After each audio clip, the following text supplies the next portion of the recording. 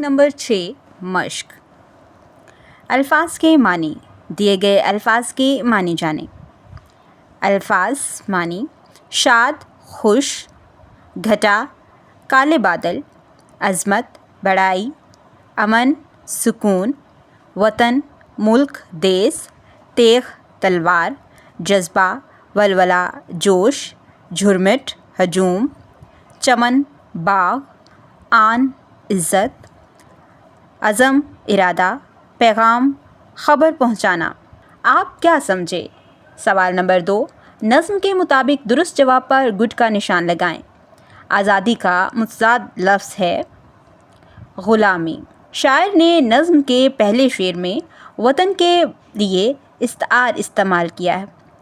चमन: तेग़े आज़ादी से कट गई ज़ंजीरे ग़ुलामी।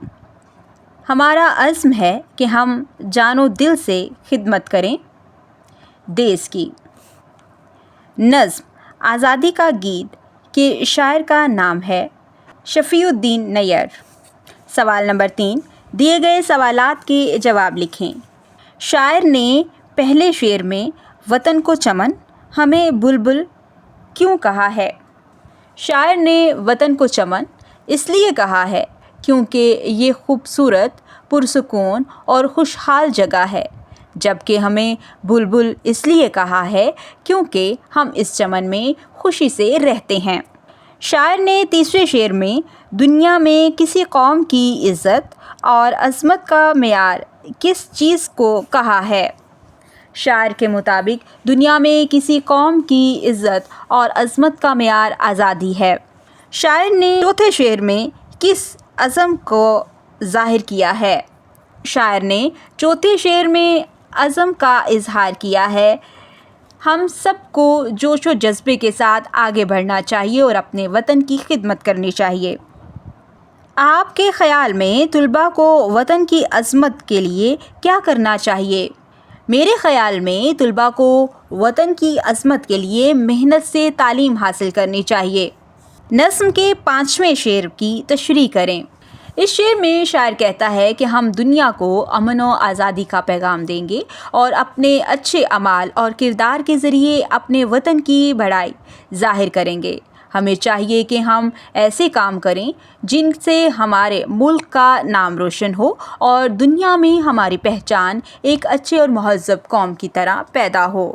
सुने और बोलें। सवाल नंबर 4, नज़्म गौर से सुनें और अहम नकात जमात में बताएं। कवायद सीखें। हरूफ नदाया और फजाया। हरूफ नदाया ऐसे हरूफ जो किसी को पुकारने के लिए इस्तेमाल हों हरूफ नदाया कहलाते हैं, जैसे ए अल्लाह मेरी मदद फरमा।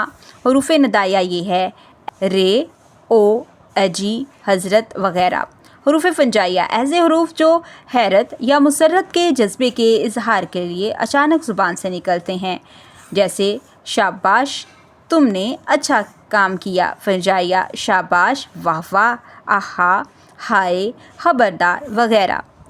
हरूफ नदाया और फजाइया के बाद अलामतें ये लगती है। सवाल नंबर 5, हरूफ नदाया और फजाइया के इस्तेमाल वाली 2 मिसालें लिखें। ए अल्लाह हमें कामयाब फरमा। अरे बच्चे इधर आओ। वाह तुमने बहुत अच्छा काम किया। हाय वो गिर गया। आओ लिखें। सवाल नंबर 7, नज़्म के दूसरे और आखिरी शेर की तशरीह करें। सवाल नंबर 8, दिए गए अल्फाज पर अराब लगाएं। चमन, ज़ंजीर, अज़मत, बढ़ाई, झुरमिट। सरगर्मियाँ। सवाल नंबर 9, किसी और शायर का मिल्ली नग़मा जमात में सुनाएं। सवाल नंबर 10, आप अपने वतन की खिदमत कैसे कर सकते हैं, साथियों को बताएं। बराए उस्ताज़ा इकराम, नज़्म पढ़ाने से कबल सोचकर बताएं का सवाल तुलबा से पूछें ताकि वो पढ़ने के लिए ज़हनी तौर पर तैयार हो सकें। मज़ीद जाने में दी गई किसी मालूमात में तुलबा को नज़्म पढ़ने दी गई मालूमात भी तुलबा को नज़्म पढ़ने से कबल दें। तुलबा से नज़्म ख़्वानी दुरुस्त तलफ़ुज़, लय, आहंग और रवानी से करें। मुश्किल अल्फाज का तलफ़ुज़ معنی بتائیں۔ ہر شعر کے اختتام پر طلباء کو اس کا مفہوم بتائیں۔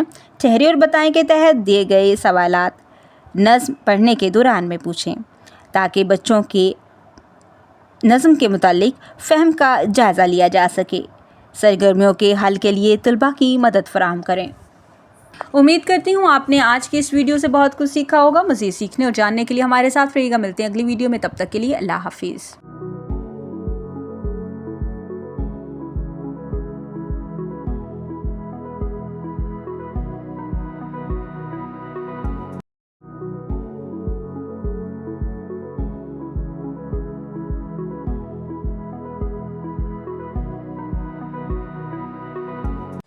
جائزہ نمبر 1، سنیں اور بولیں۔ الف۔ سوال نمبر 1، دی گئی عبارت غور سے سنیں اور اس کے اہم نکات بتائیں۔ آؤ پڑھیں۔ سوال نمبر 2، دی گئی عبارت درست تلفظ اور روانی کے ساتھ پڑھیں۔ قواعد سیکھیں۔ سوال نمبر 3، دی گئے جملے الفاظ کے معنی لکھیں۔ وظائف، وظیفہ، اوقاف، وقف، محققین، محقق، فاتحین، فاتح، ضمائر، ضمیر۔ سوال نمبر 4، دی گئی عبارت کو پڑھیں اور اس میں مذکر مؤنث کی نشاندہی کریں۔ مذکر الفاظ: احمد، گاؤں، فارم ہاؤس، جانور، مرغے، مرغا، بیل، بکرے۔ مؤنث: فاطمہ، نانی جان، مرغی، گائے، بکری۔ آؤ لکھیں۔ سوال نمبر 5، ٹریفک کے قوانین کے عنوان پر 250 الفاظ پر مشتمل مضمون لکھیں۔ سوال نمبر 6، سچ کی برکت کے عنوان پر کہانی لکھیں۔ پیارے بچوں، جائزے کو مکمل کرنے سے پہلے جو اسباق ہم پہلے پڑھ چکے ہیں ان کو دہرائیں اور اس کے بعد اس جائزے کو مکمل کریں۔ امید کرتی ہوں آپ نے آج کے اس جائزے کو بہت اچھے طریقے سے مکمل کیا ہوگا۔ اپنا بہت سارا خیال رکھیں۔ خدا حافظ۔